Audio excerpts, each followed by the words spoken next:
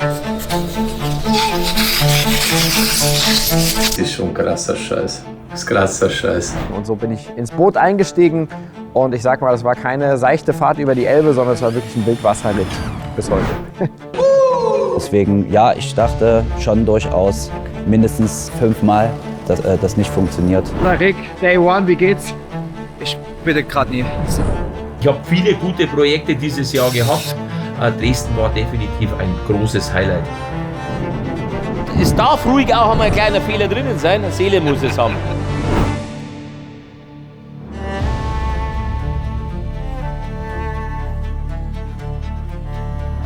Rick hat mich vor 5 Jahren angerufen und gesagt, Ich habe damals am Telefon gesagt, Junge, wir müssen was reißen, dass ich mit jemandem zusammenarbeiten möchte, der der hier richtig Zunder hat, richtig krass nach vorne geht der mich richtig schön nervt. und der mir in den Arsch tritt.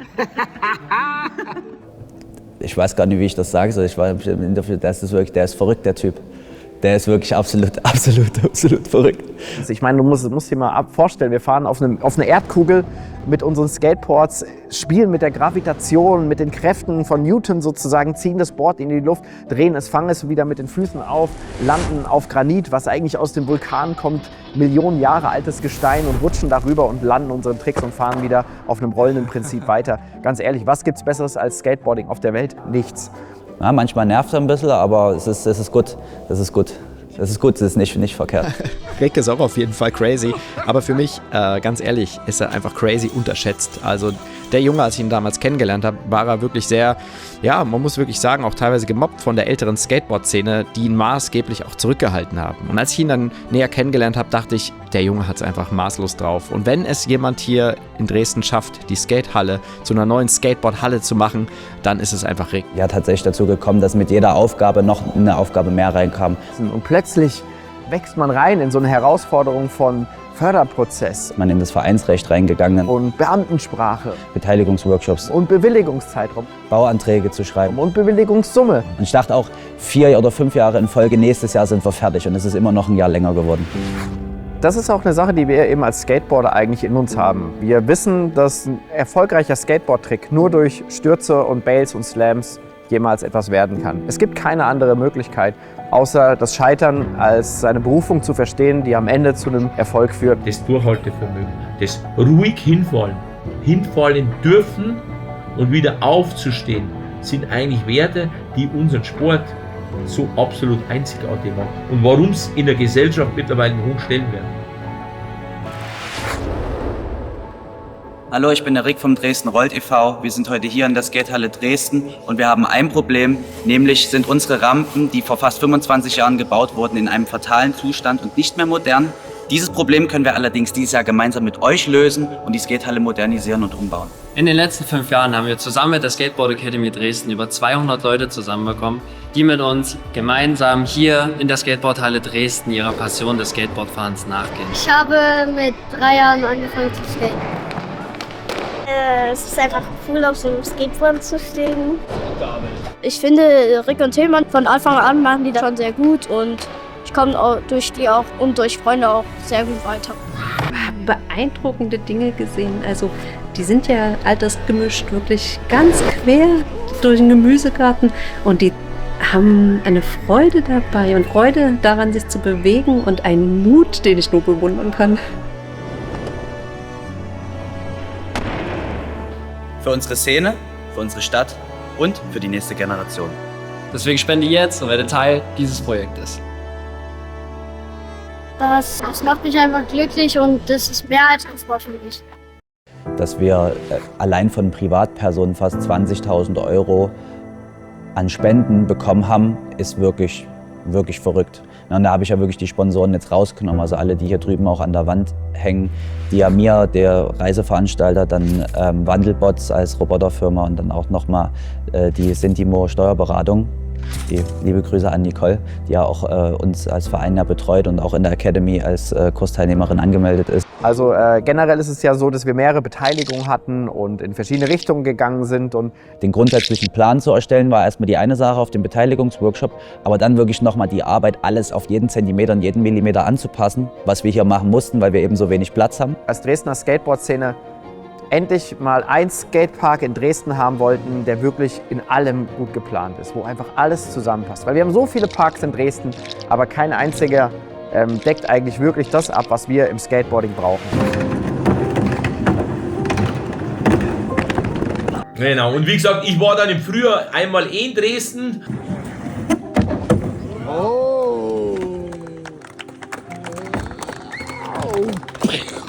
So ist es eigentlich dann entstanden. Dann habe ich mir die Halle angeguckt, habe den Plan, habe diesen 2D-Plan eigentlich mal in die Luft gezogen und sagst, hey, pass auf, das sind die Maße, da passt es ja gar nicht. Und wir haben an der Stelle einfach gesagt, keine Kompromisse mehr eingehen.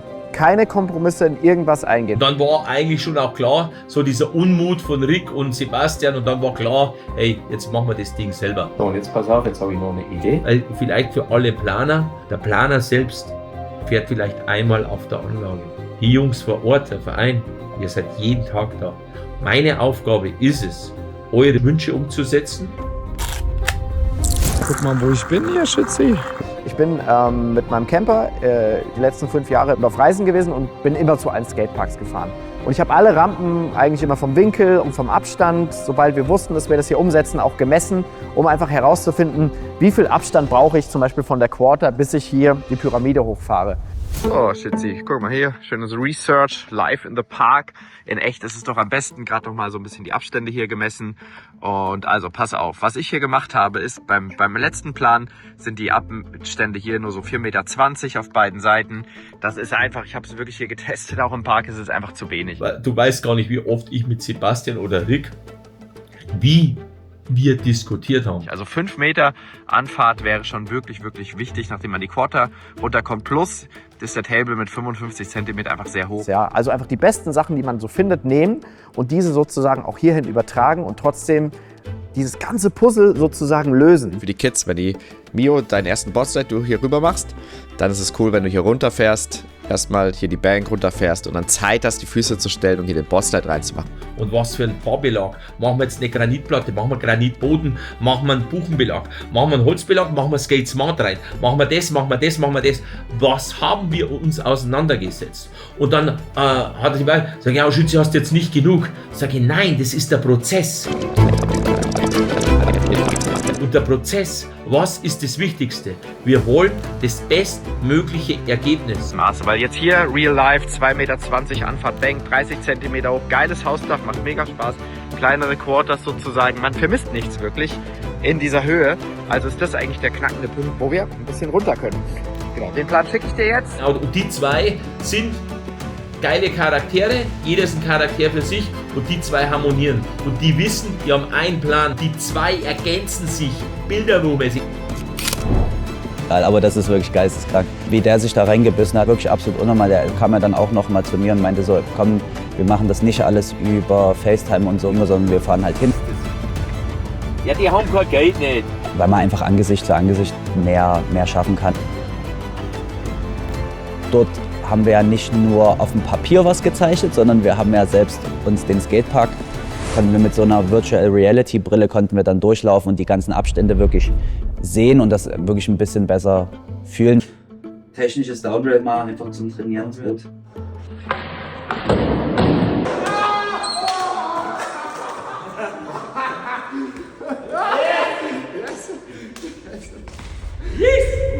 Viele Leute haben für den Bau dieser Halle ihren Jahresurlaub gekillt sozusagen, sind statt in den Urlaub gefahren, haben sie jetzt 2 Wochen lang die Halle abgerissen, im Dreck sozusagen mit Schutzmasken hier alles rausgerissen.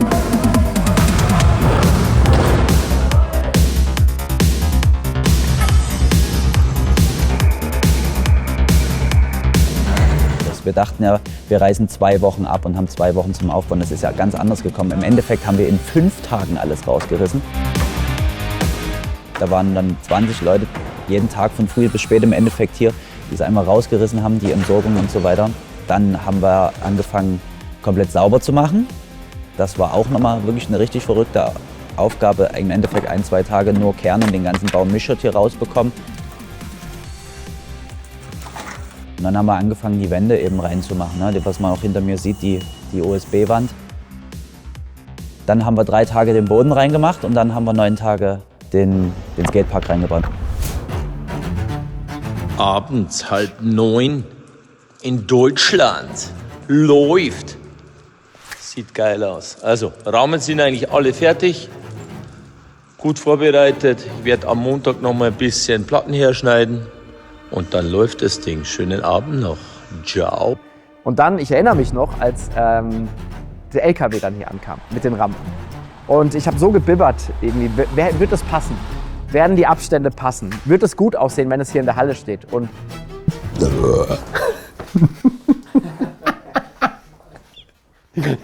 da müsste eigentlich als Intro kommen.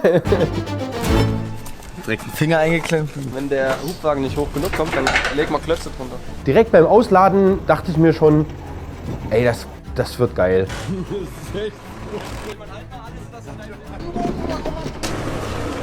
Was ich am beeindruckendsten eigentlich fand, war, als ich angekommen bin und wir das dann abgeladen haben, ich meine, es hat ewig gedauert, aber als wir dann schon diese Gerüste reingebaut haben, hat man ja direkt was gesehen. sobald die Rahmen hier standen, wusste man, das wird einfach sensationell, der Park. Das wird schon richtig gut hier, ne? Geil. Respekt. Also wir fangen hier gleich an, legen dann, messen das alles ein und dann gehen wir hier rüber, am Balken schneiden wir uns ab. Oh, das war knapp jetzt. Das war knapp. Oder der Schützi besser, der hat auch, also finde ich, 2 Charaktere. Beide sind gleichermaßen gut. Es gibt den Charakter außerhalb der Baustelle, da ist er also ja, schon so in Richtung Vaterfigur auch für mich, eine Mentorfigur. Handwerkermäßig muss er noch ein bisschen was lernen, aber der geht einen guten Weg hin, der Junge. Der, wie ich. Das erinnert mich voll an mich. Das ist ja ganz friedlich. Der eigentlich auch, also wirklich ein offenes Ohr hat, gut zuhören kann und auf der Baustelle ist er einfach nur Was passiert jetzt, Patrick? Werden wir gleich beerdigt. ein Arbeitsschwein. Ja, schon guck mal die Schraube an, Junge. Was ist denn schief? Warum? Hä? Jetzt, Junge! Übung ist alles. Aber der Schütze dort da war. Der ist aber da ausgegangen.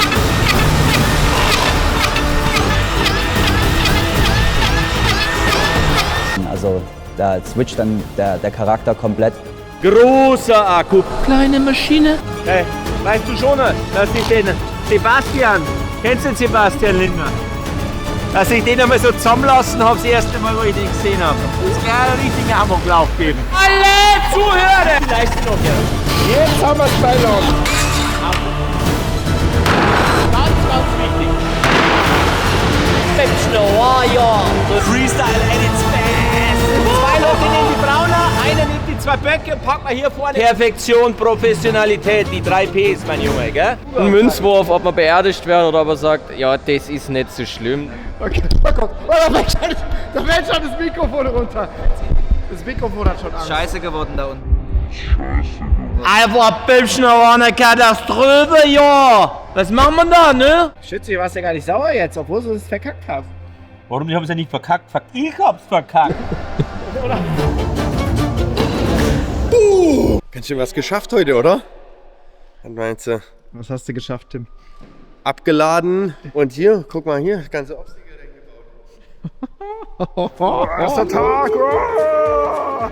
Wir haben gebaut und Tillmann kam her, hey Schützi, warum ziehen wir den Wallride nicht auf dieselbe Höhe von der Quarter? Und ich so, Tillmann, mega geil, weil wir einmal Breite gewinnen. Wir haben Breite, du kannst trotzdem rein, Olli, du musst halt ein bisschen wegpoppen. Nein, das machen wir. Nein, die Offenheit, du sagst, hey, geiler Gedankengang, mega. Bitte, Scheiße, geht! Nee, aber der Schützi ist echt ein cooler Typ. Der hat uns echt richtig unter die Arme gegriffen und ohne den hätte das, glaube ich, keiner geschafft. Baut es ganz schön mit Kanten, guckt sich das an, dass die Platte schön steht, dass da die Platte am Pferd 2 mm übersteht. Und dann müssen wir das Rohr befestigen. Robin, halt mal ran die Scheiße.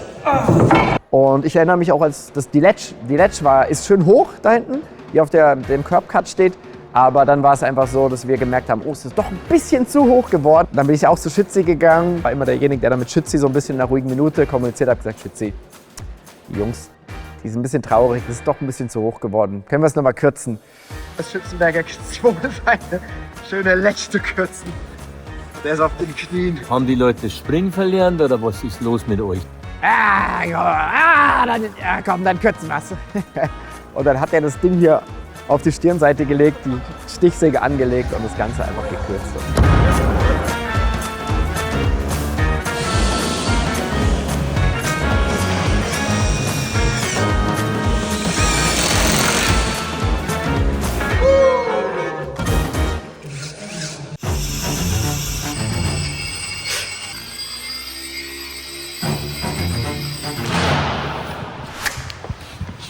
Oh mein Gott. Du brauchst noch den Hammerlex-Pack. Gib mal dir das.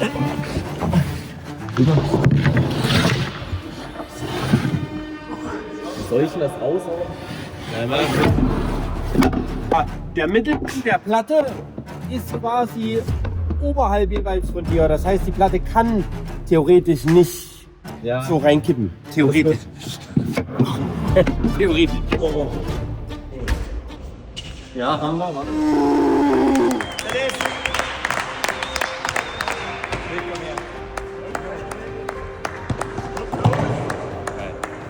Danke dir. Danke dir. Und danke für den Sebastian. Sebastian. Und alle, die geholfen haben. Danke an euch alle. Wir sind fertig, Alter, wir sind fertig. Geil. Manchmal ist vielleicht der Schraube nicht gerade drin oder das ist gerade. Aber die Rampe haben eine Seele, die erzählen eine Geschichte.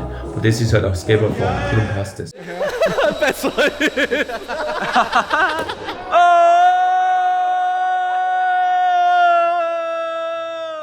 Ja, das ist ein bisschen mehr geht schon. Halber Becher so. Hier kann Cat Wein, ich trinke alles. I like that shit, man. Look at that stuff.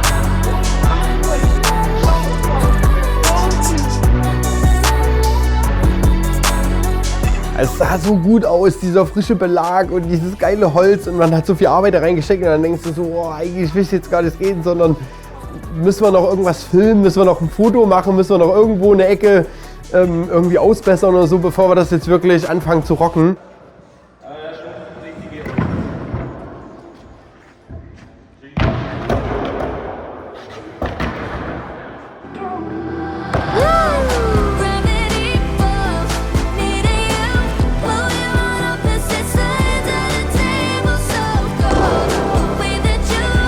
Scheiße.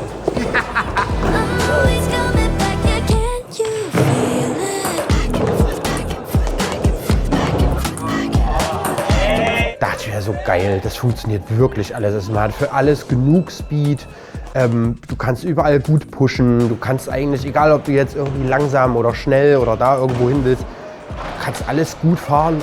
War schön, das war die 10 Minuten gerade, die waren auf jeden Fall die letzten 2 Wochen.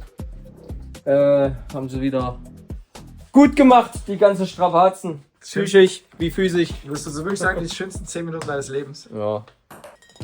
Sind wir auch alle hier zusammengewachsen zu einer ganz besonderen Gemeinschaft und zu einem Innovationsprojekt, nämlich einer Halle, die erste Halle vielleicht, die es auch in diesem Rahmen so gibt, die eine Skateboardhalle ist.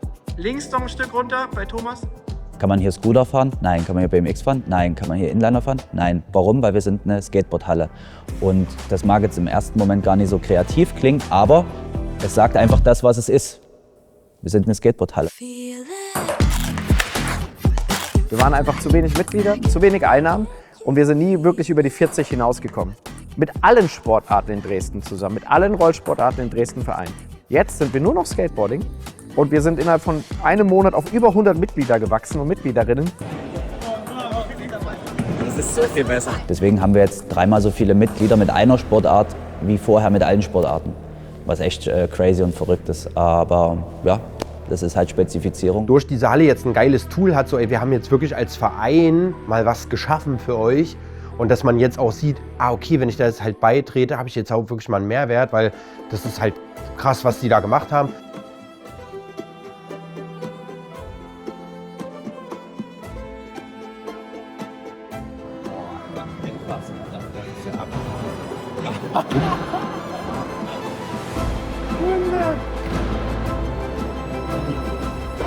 Wie findest du das?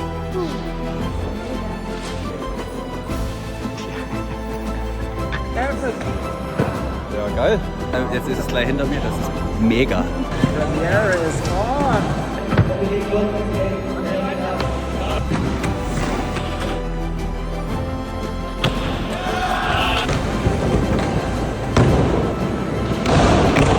dachte erst, als ich die ersten Pläne gesehen habe, shit, das wird nichts für mich.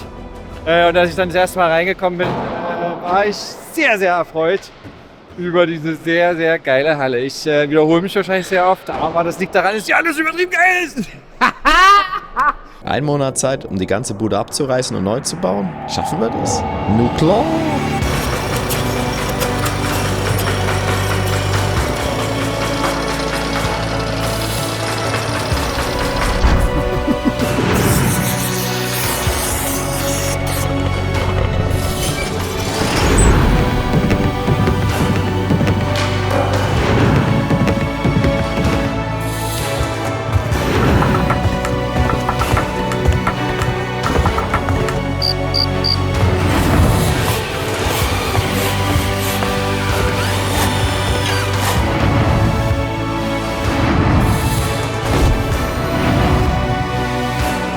Look at this, baby.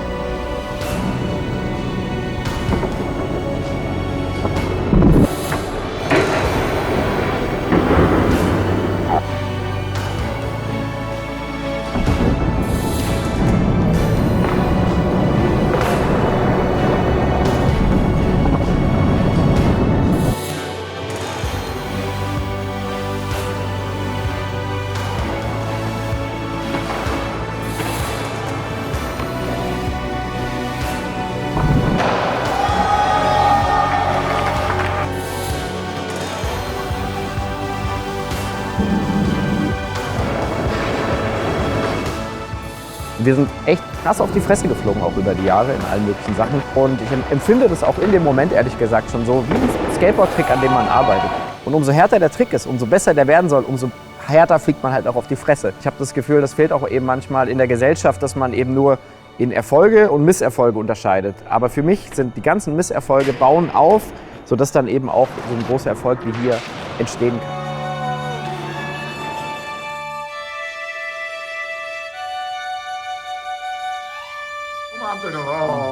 Aber richtig. Das geht ganz tief, geht das. Ja, Seele muss es haben. Ja, genau. Seele muss es haben.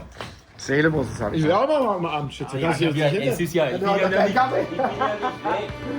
das emotionale Level ist meiner Meinung nach immer noch das Wichtigste. Das ist das Wichtigste. Wir sind Menschen.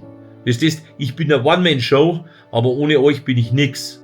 Das bedeutet ja eigentlich ein Zuhause für viele. Ihr könnt die nächste Generation verantwortlich formen. Das ist eigentlich ein entscheidender Punkt. Um dieses Projekt einfach hier zu realisieren, ist einfach bewegend. Und dass diese Vision einfach weiterlebt und das Skateboarding weiter durch eine neue Generation lebt, ist einfach wunderschön.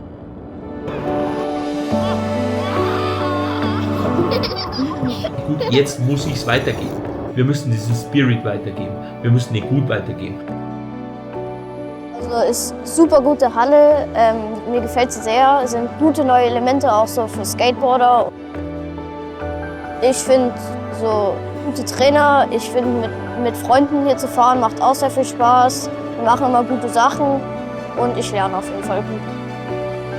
Jetzt hier eigentlich diese Philosophie des Skateboardings, der Liebe dazu, einfach einen Raum zu geben und selber ein kleiner Teil dieses Projekts zu sein, ist einfach ein Traum. Gerade vorhin habe ich ja Philipp Sporn, der ist jetzt Jahre nicht geskatet. Ich kenne ihn noch von vor 15 Jahren aus Plauen. Ich bin seit 5, 6 Jahren das Skateboard gefahren und habe jetzt durch die Halle wieder angefangen. Der hat diese Halle gesehen und hat sich ein neues Board gekauft und skatet jetzt da wieder drin so und hatte halt mega Bock drauf. Super Halle, also ich kann jedem empfehlen, hierher zu kommen. Ich finde es super. Ich finde es richtig toll, dass wir in Dresden sowas haben. Ja, die Halle ist super. Also im Vergleich zu davor, Premium. Hier, der Robert will was sagen. Robert, was sagst du? Ich kann zwar nur ein Obstacle skaten, aber die Halle gefällt mir sehr gut. Genial. Besser geht's gar nicht. Ja, das ist für mich so mein zweites Wohnzimmer geworden. Ist einfach saugeil dort zu sein. Dass wir uns so treffen, dort eine geile Zeit zusammen haben, echt schöne, viele Gespräche haben, neue Freundschaften. Das, was ihr da macht mit eurer kleinen Community, da könnt ihr Vorbild für alle sein. Es gibt immer noch sehr viel zu tun. Wir genießen das trotzdem sehr, dass wir es an dem Punkt bis hierhin geschafft haben und ich hoffe einfach, dass die positive Energie, dass sie für immer so bleibt. 1000 Milliarden Dank an alle, die hier mitgemacht haben. Also Wahnsinn, was wir hier geschaffen haben. Guckt euch an und lebt Skateboarding, liebt Skateboarding, wie wir das alle tun und lasst uns eine tolle Gemeinschaft hier werden, die gemeinsam die nächsten Jahre hier flippt, kickt und grindet. Jo, war's gut. Genug gelabert jetzt, Alter. Das war Skate. Wait a minute, bitch, I'm back. Got my hands around their neck like I don't know how to act. They can't imitate or replicate what I do, it's a rap. Bitch, I'm turning up, the price went up, yeah, you could do the math.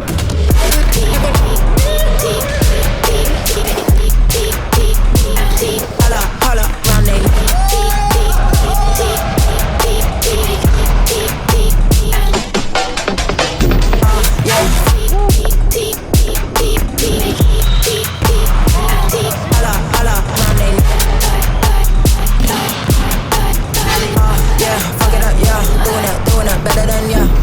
Raise the frequency when I step in the room. Look at her, look at me. Snap, snap, I got the juice, yeah.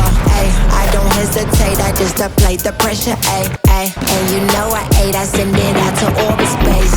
I ain't no average, when they see me, they go manic. When they see me on the move, that is when they start to panic. Head to toe, I got that magic. I'm confident and I'm classy. I'm the next big thing.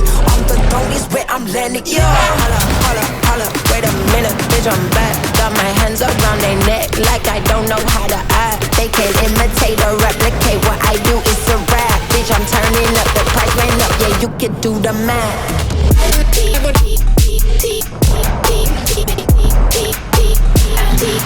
Holla, round their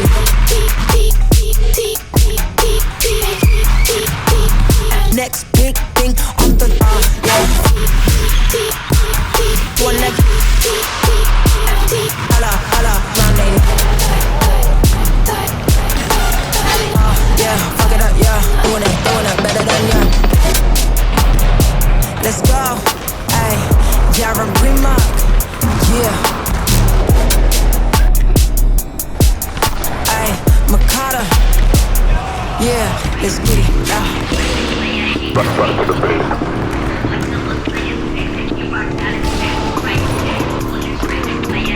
Run to the base. Only getting started when it's midnight, keeping it tight. If a nigga wanna go to war, it can get dark, but we stay bright. Coming like a knight, it's on sight. If you touch my sleeve, niggas around there wanna disagree when it's clear that I'm speaking facts. Man like me, you know I'm proactive. Never gonna stop till I see the big man's on flats. Hop on the front door, it's like midnight. Don't make your grip, cause you might fall out again. Off-white whip, need for speed. I'm not switching the lane. Pick up the pace. Bro like that, and we're back to the base. Back to the base.